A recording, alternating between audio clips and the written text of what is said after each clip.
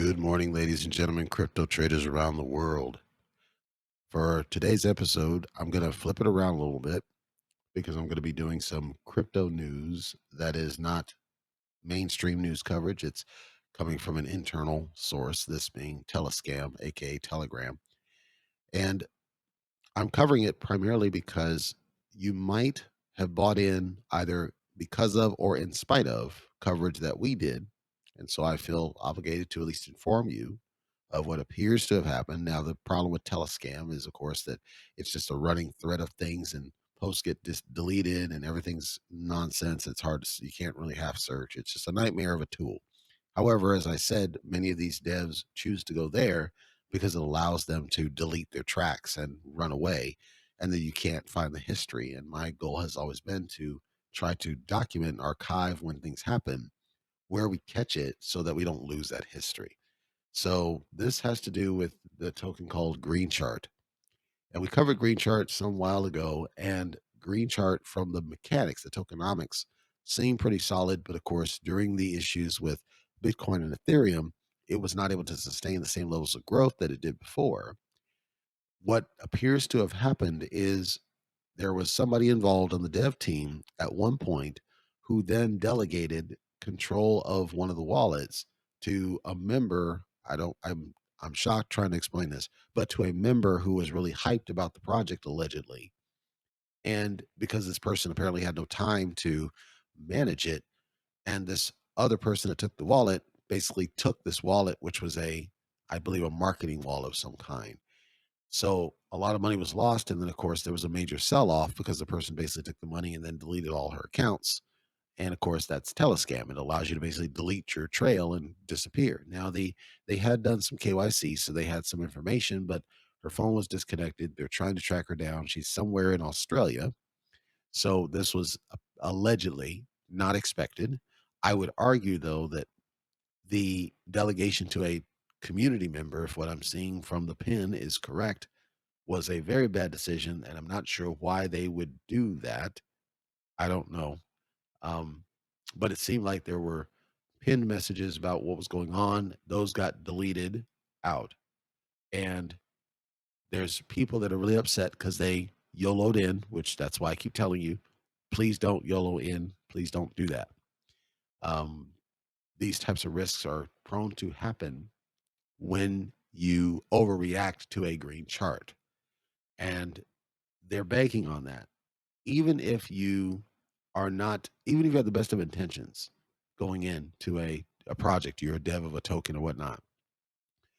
I believe that there's just a lack of thinking it through. That there's a lack of due diligence on some devs' part because there's all sorts of red flags in what was happening there.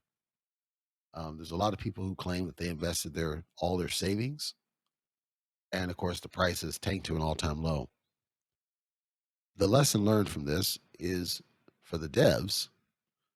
I want you to please stop bringing on random people from the chat to manage a project, even if you KYC them. I think if you're going to bring people on to do something, they should have some fundamentals about them that you can prove. I'm talking you should treat it like a business, that you're recruiting somebody that's got certain credentials and that you can prove. And not just a KYC in general, but also that you're on regular communication outside of Telegram so that you don't lose the trail, the document trail, and the history of communication. And you have that backup so that when you do involve legal authorities, that you're able to produce that. So again, I feel that for whatever reason, there was a shift in Green Chart from the people that we knew of.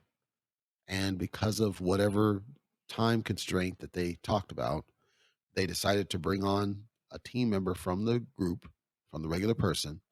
And this is not uncommon. I see this a lot, that there's just somebody that's a hype master and they bring them on as a person to help with the project because they're a hype master, because they're just reacting to the hype. They're reacting to the shill. And I'm talking true shill of there was no substance to that person going in that would have told you that they were on the up and up.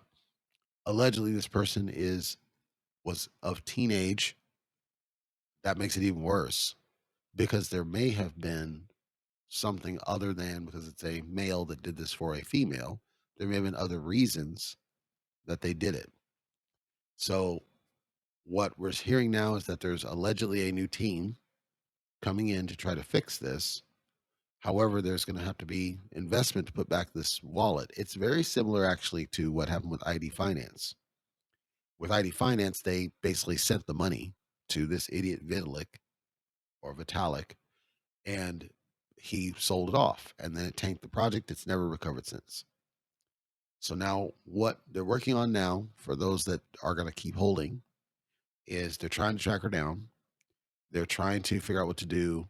They're trying to see if they're going to put money back in of their own pockets and see if they can get it back up to a point. The last part I'll call out is right now the token is still being managed. So the dev team has not left. They haven't quit. They haven't stopped for what we can tell. Rather, it seems like they're trying to figure out what to do. Um, they closed off the Twitter, or excuse me, Telegram, not Twitter, Telegram.